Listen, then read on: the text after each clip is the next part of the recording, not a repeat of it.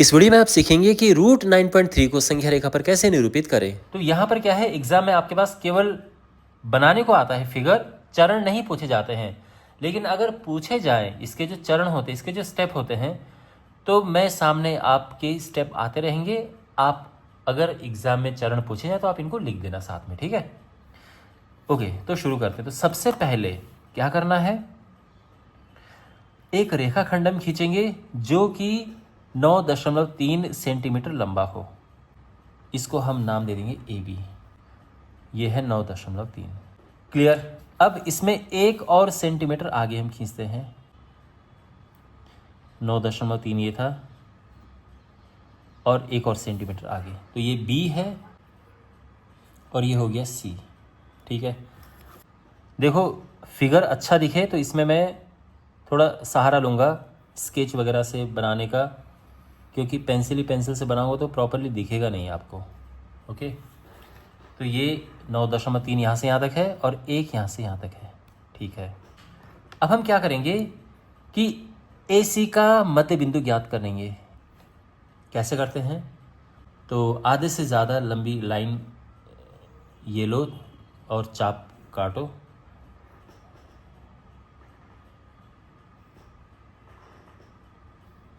तो हमने क्या किया, ये ऐसे करके और इनको अगर हम मिलाएंगे तो हमें मिल जाएगा मध्य बिंदु ये। ठीक है ना, इस तरह से ये हमें मध्य बिंदु मिल गया है। इसको हम ओ नाम दे सकते हैं। लेकिन ध्यान रखना ये ज़ीरो नहीं है, ज़ीरो एक्चुअल में बी होता है। ये मैं आपको बाद में बताऊंगा, ये ज़ीरो नहीं है यहाँ पे। ठीक है, तो अगर आपको ओ देना हो दो, नहीं देना तो भी मत दो, कोई ज़रूरी नहीं है। इसको आप एम नाम भी दे सकते हो। अक्सर क्या होता है, और ज़ीरो दोनों एक ही काम करते हैं, लेकिन ये ज़ीरो नहीं है।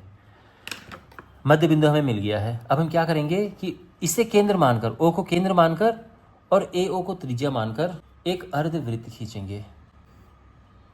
ये हमने एक अर्धवृत्त खींचा, परफेक्ट हो गया यहाँ तक।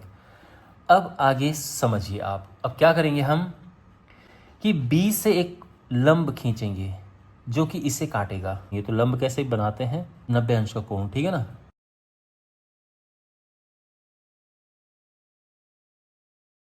इसने इसको काटा इस पे, ये है डी, इस पे काटा। ओके, ये डी है। तो जो बी से लेके डी तक है, एक्चुअल में यही है वर्गमूल 9.3 बी डी, ये है। लेकिन हवा में तो हमने इसको निरूपित नहीं करना है, हमने इस लाइन पर करना है। इसके लिए हम क्या करेंगे, इस लाइन को और आगे बढ़ाएंगे। लेकिन ये याद रखना कि बी शून्य था, इस ये याद रखना, ठीक है ना। तो इस लाइन को हम और आगे करेंगे पहले तो, लेकिन ध्यान रखना बी है 0, सी है 1 और इसके आगे फिर ये 2, फिर ये 3, फिर ये 4 और इस तरह से ये आगे है ना। मतलब ये 0 है, ये सी 1 है, इस तरह से जैसे संख्या रेखा होती है। अब कैसे इसको यहाँ पर लेके आए, तो हम क्या करेंगे, इसको केंद्र मानकर और बी डी को त्रिज्या मानकर एक चाप खींचेंगे। तो ये यहाँ पर आ रहा है 3 से लगभग थोड़ा सा आगे आ रहा है।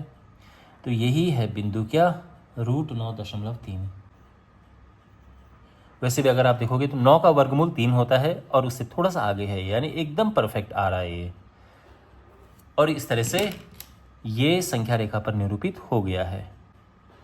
ठीक है, तो मुझे उम्मीद है कि आपको ये समझ आ गया होगा कि कैसे रूट 9.3 और ऐसे कोई भी और क्वेश्चन आता है तो इससे संख्या रेखा पर कैसे निरूपित करें।